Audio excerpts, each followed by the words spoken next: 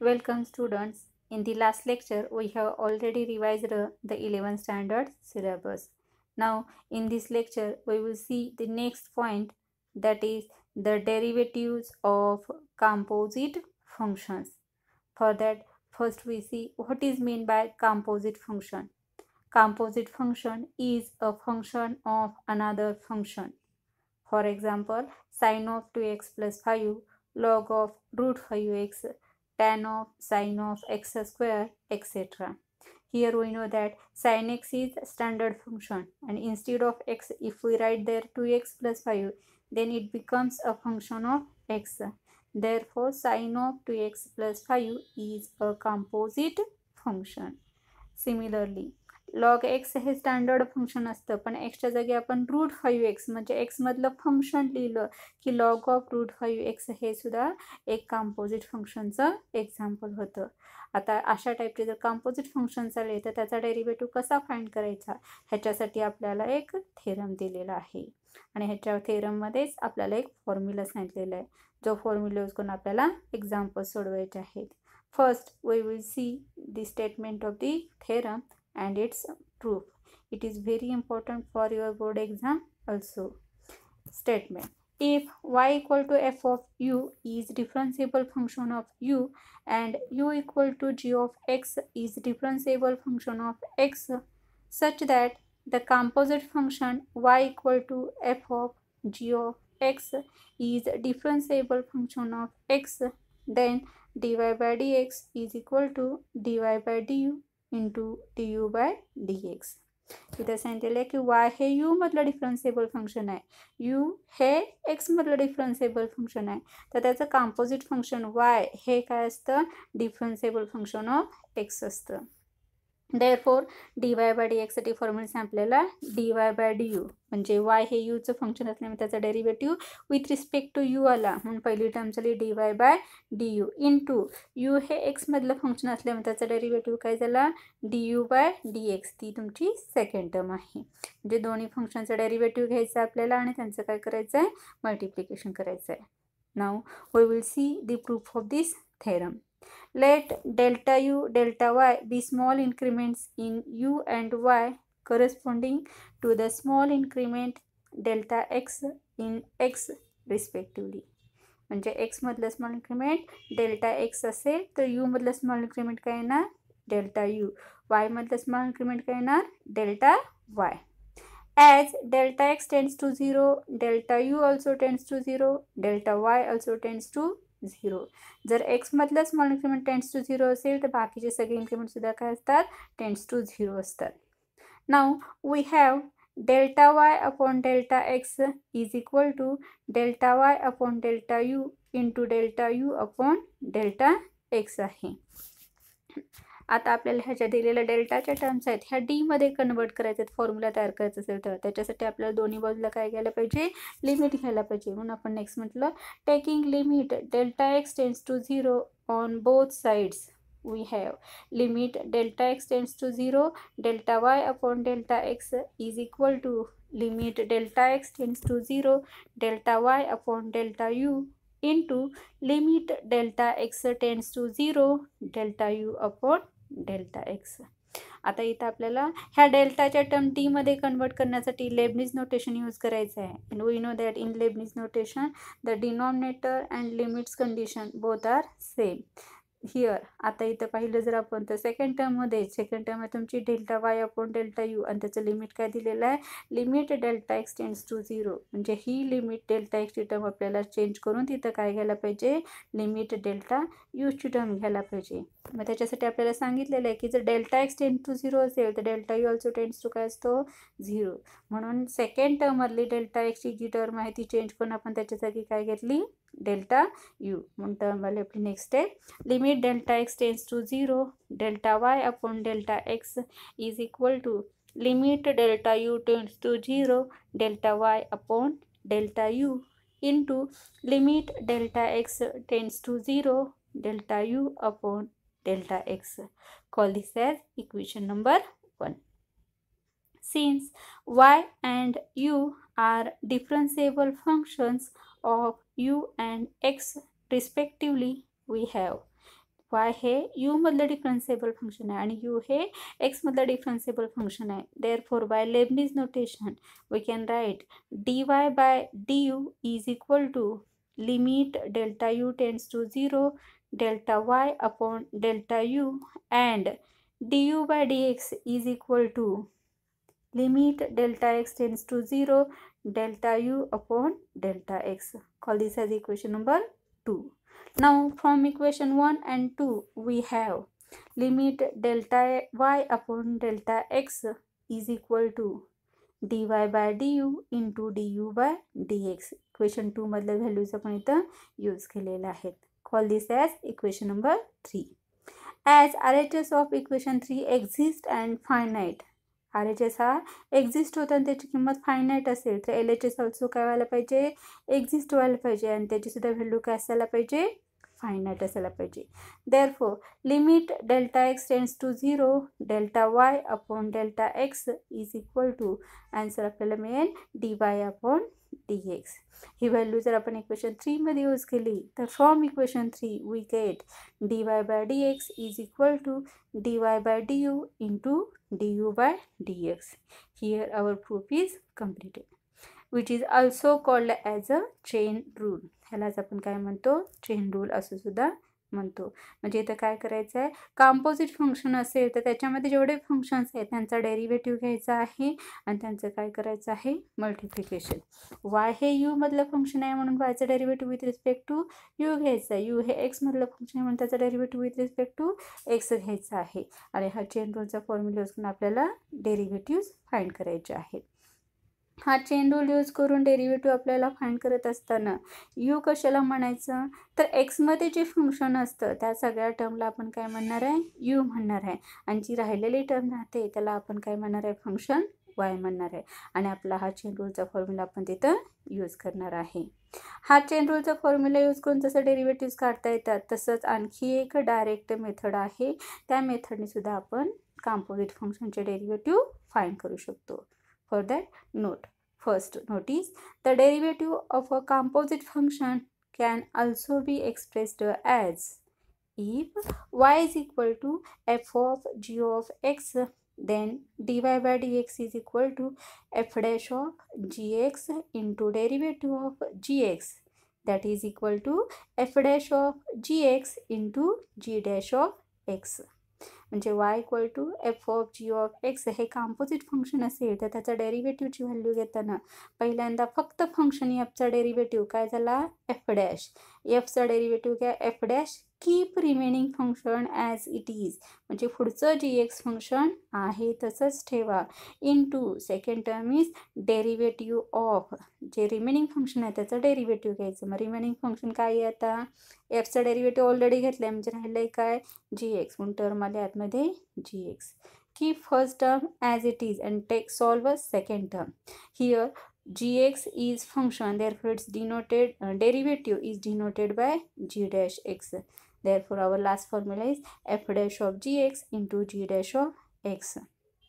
काय सांगितले बघा, y equal to F of G of X हे फंक्शन असेल तर पहिल्या वेळी फक्त पहिल्या फंक्शनचा डेरिव्हेटिव्ह घ्यायचा. पहिलं फंक्शन काय आपलं एफ, देअरफॉर त्याचा डेरिव्हेटिव्ह आपण कसा दाखवतो, एफ डॅशने, आणि पुढचं फंक्शन जी एक्स आहे तसंच ठेवलं. Into second term derivative of, अजून ज्याचा डेरिव्हेटिव्ह घ्यायचं ती सगळी टर्म येणार. मग आता डेरिव्हेटिव्ह राहिला आहे कशाचा, जी एक्सचा, म्हणून आतमध्ये टर्म आली जी एक्स. पहिली टर्म आहे तशीच ठेवायची, काही चेंज करायचं नाही. आणि दुसऱ्या टर्ममध्ये जी एक्स फंक्शनचा डेरिव्हेटिव्ह दाखवण्यासाठी आपण जी डॅश लेटर यूज करतो म्हणून टर्म झाली जी डॅश ऑफ एक्स. हा आहे तुमचा डायरेक्ट फॉर्म्युला आणि हा फॉर्म्युला यूज करूनच आपण डेरिव्हेटिव्हचे कंपोजिट फंक्शनचे एक्झाम्पल्स आपण सोडवणार आहोत. नेक्स्ट, ह्याच्यामध्ये तुम्हाला आणखी सांगितलेलं आहे चेन रूल यूज करत असताना जर 2 फंक्शनच्या जागी 3 फंक्शन असतील, 4 फंक्शन असतील किंवा भरपूर फंक्शन्स असतील तर हाच फॉर्म्युला कसा एक्सटेंड करायचा आणि कसा यूज करायचा ते आपल्याला सेकंड नोटमध्ये सांगितलेलं आहे. इथं सांगितलेलं आहे if y is equal to F of V, म्हणजे y हे डिफरन्सिबल फंक्शन ऑफ काय आहे, व्ही आहे. v is equal to G of U, म्हणजे v ही डिफरन्सिबल फंक्शन ऑफ काय आहे, u आहे. u is equal to H of X, म्हणजे u हे डिफरन्सिबल फंक्शन ऑफ काय आहे, एक्स असेल. Then dy by dx is equal to chain रूलमध्ये मी काय सांगितलेलं, जेवढे फंक्शन्स आहेत त्यांचा डेरिव्हेटिव्ह घ्यायचा आणि मल्टिप्लिकेशन करायचं. मग आता इथे वाय हे कशाचं फंक्शन आहे, व्हीचं, म्हणून त्याचा डेरिव्हेटिव्ह काय आला, dy by D V. Into V हे कशाचं फंक्शन आहे, यूचं, म्हणून त्याचं डेरिव्हेटिव्ह काय ना D V upon D you. आणि यू हे कशाचं फंक्शन आहे, एक्सचं फंक्शन आहे, म्हणून त्याचं डेरिव्हेटिव्ह कसं आहे ना D you upon D x. तसेच तुमच्या पुढच्या टर्म्स असतील तर तुम्हाला अजून फॉर्म्युला एक्सटेंड करता येतो. हा फॉर्म्युला आपण कधी पण यूज करू शकतो, तर प्रत्येक फंक्शनचा डेरिव्हेटिव्ह त्याच्यामध्ये येईपर्यंत आपल्याला हा फॉर्म्युला एक्सटेंड करावा लागतो. आता आपण एक्झाम्पल्स पाहणार आहोत. पहिलं example, differentiate y is equal to sine of log X with respect to X. म्हणजे y equal to sine of log X आपल्याला डेरिव्हेटिव्ह शोधायचा आहे. इथं आता हे सोल्युशन घेत असताना मी तुम्हाला चेन रूल यूज करून मेथड फर्स्टमध्ये सांगणार आणि डायरेक्ट फॉर्म्युला यूज करून तुम्हाला मेथड सेकंडमध्ये सांगणार. आपण पाहूयात पहिल्यांदा मेथड फर्स्ट, म्हणजे बाय युझिंग चेन रूल. इथं आपल्याला आता बघा y equal to sine of log X हे फंक्शन दिलं आहे, म्हणजे आपल्याला पहिल्यांदा यूची व्हॅल्यू तयार करायला पाहिजे. एक्समध्ये असणारं फंक्शन इथं कोणतं आहे, log X. Therefore let U is equal to काय म्हणणार आपण, लॉग एक्स. जर यूची व्हॅल्यू लॉग एक्स असेल देन वायची व्हॅल्यू काय ना साइन ऑफ यू, कारण लॉग एक्सला आपण काय म्हटलेलं आहे, यू म्हटलेलं आहे. Therefore Y is equal to sine U, म्हणजे वाय हे यूचं डिफरन्सिबल फंक्शन झालं आणि यू हे कशाचं डिफरन्सिबल फंक्शन झालं, एक्सचं फंक्शन दिलं. Then we have by chain rule dy by dx is equal to dy by du into du by dx. Call this as equation number 1. आता आपल्याला दोन्ही फंक्शनचे काय घ्यायचे आहेत, डेरिव्हेटिव्ह घ्यायचं आणि इक्वेशन 1 मध्ये त्याच्या व्हॅल्यूज यूज करायचे आहेत. मग पहिलं function y is equal to काय सांगितलं आपल्याला, साइन यू, आणि y हे फंक्शन u मधलं आहे. देअरफॉर त्याचा डेरिव्हेटिव्ह विथ रिस्पेक्ट टू कसा घेतला आपण, u. dy by du is equal to derivative of sin u. We know that derivative of sin x is value cos x. Therefore derivative of sin u is equal to काय ना cos of u.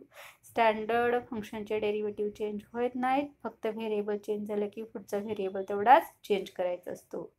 And आता second function आहे आपलं u is equal to log X. Similar derivative घेताना function एक्समध्ये असल्यामुळे derivative with respect to कसं येणार, एक्स येणार. यूचं डेरिव्हेटिव्ह असल्यामुळं du by dx is equal to derivative of log X. Formula असतो आपला 1 upon x.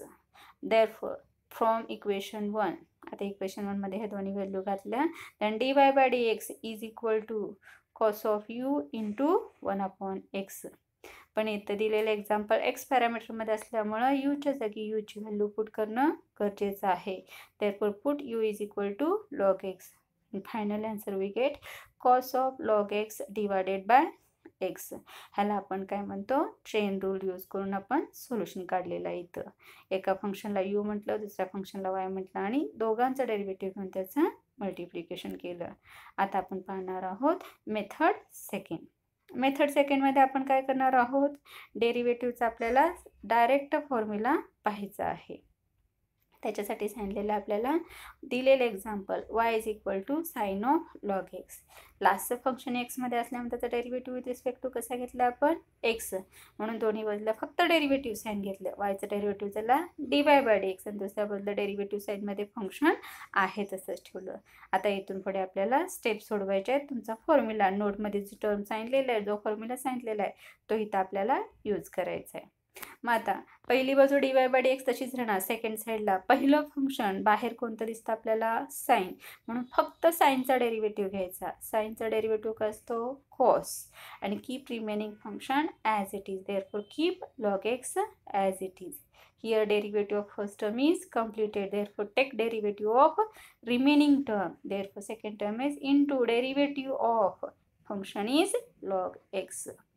Keep first function first term as it is. Therefore first term cos of log x is as it is and derivative of log x is 1 upon x. Therefore we get final answer dy by dx is equal to cos of log x divided by x here. म्हणजे ही method use करताना आपल्याला काय करायचं आहे, एक्झाम्पलमध्ये जेवढ्या terms आहेत तेवढ्या प्रत्येक टर्मचा डेरिव्हेटिव्ह येईपर्यंत आपल्याला ह्या स्टेप्स फॉलो करायच्या आहेत.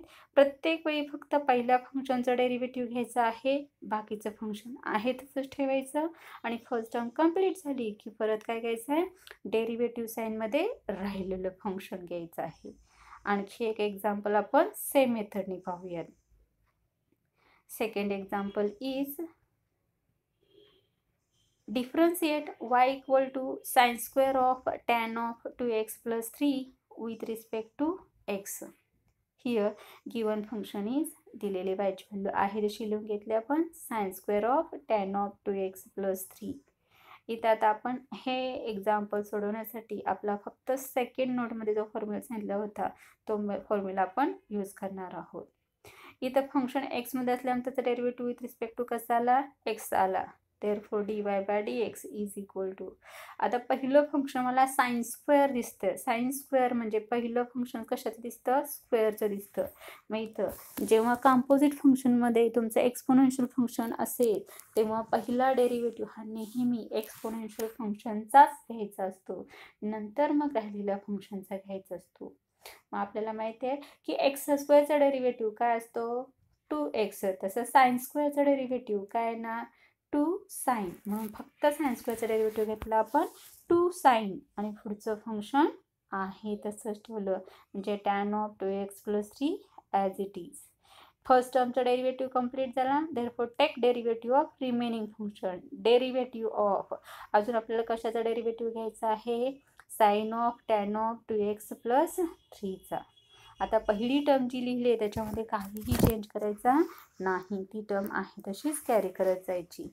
परत आता डेरिव्हेटिव्ह साईनमध्ये ज्या टर्म्स आहेत त्याच्यासाठी हाच फॉर्म्युला आणखी एकदा यूज करायचा. कुठेपर्यंत यूज करायचं मी सांगितलं, मी प्रत्येक टर्मचा डेरिव्हेटिव्ह येईपर्यंत. आता पहिलं फंक्शन काय झालं आपलं, साइन झालं. मग साइनचा डेरिव्हेटिव्ह काय असतो, कॉस. म्हणून इथं पहिली टर्म झाली कॉस, पुढचं function tan of 2x plus 3 as it is. इथं टर्म कंप्लीट झाली की परत डेरिव्हेटिव्ह साइन घेणार. आता कशाचा डेरिव्हेटिव्ह घ्यायचा अजून राहिलेला आहे आपला, tan of 2x plus 3चा. म्हणून डेरिव्हेटिव्ह साइनमध्ये टर्म आली tan of 2x plus 3. First term आहे तशीच, सेकंड टर्म ही आहे तशीच.